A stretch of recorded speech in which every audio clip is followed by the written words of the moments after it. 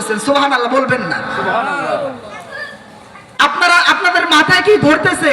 600 নূরের পাখা চোখের পলকে 500 বছরের পথ অতিক্রম করে এই ফেরেশতা একদিন 2 দিন 1 বছর 2 বছর নয় 300 বছর জান্নাতখানা ঘুরে ঘুরে দেখেও শেষ করতে পারলেন না। আল্লাহ তাআলাকে ডাক দিয়ে বলতেছেন, আল্লাহ আপনি যে এই জান্নাতখানা তৈরি করলেন কার জন্য? এই দুনিয়ার জন্য, মানুষদের জন্য তৈরি করলেন। এদের তো ডানাও নাই, আমার তো 600 ডানা আছে, এদের তো একটা ডানাও নাই, উড়তেও পারে না। কিভাবে এই বিশাল সাম্রাজ্যেরা মানে পরিচালনা করবে? আমার মাথা কাজ করতেছে না।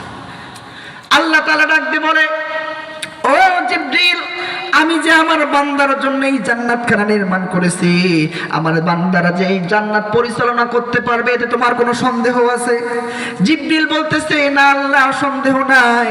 আল্লাহ তাআলার দরবারে ডাক দিয়ে বলে, আল্লাহ আপনি যে বলেছেন এই জান্নাত আপনার বান্দার জন্য তৈরি করেছেন এটাই সত্য, কিন্তু যদি আমার স্বচক্ষে আমি দেখতে পাইতাম তাহলে আমার কলিজাটা ঠান্ডা হয়ে যাইতো, আমার অন্তরটা প্রশান্তি লাভ করতো। জোরে বলুন ঠিক না বেঠি?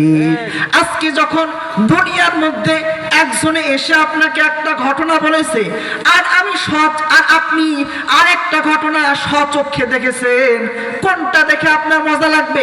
শোনারটা না দেখারটা? দেখারটার মাধ্যমে আমাদের উপলব্ধিটা বেশি হয় না, ঠিক না?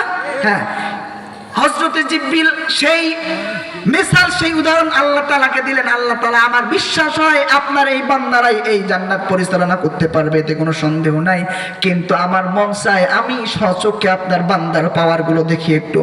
আল্লাহ তাআলা ডাকতে বলে, জিবরিল তুমি কি এই জান্নাত যে আমার বান্দাদের জন্য তৈরি করেছি এই ক্ষমতা কি তুমি প্রয়োগ করে দেখতে চাও? হযরতে জিবরিল বলতেছে, জি আল্লাহ, আমি একটু দেখতে চাই।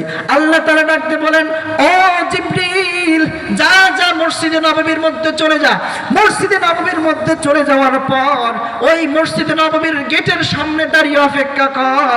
ওই গেটের সামনে দাঁড়িয়ে অপেক্ষা করতে করতে যখন নামাজের সময় হয়ে যাবে, নামাজের সময় হয়ে গেলে দেখবি যে প্রথমে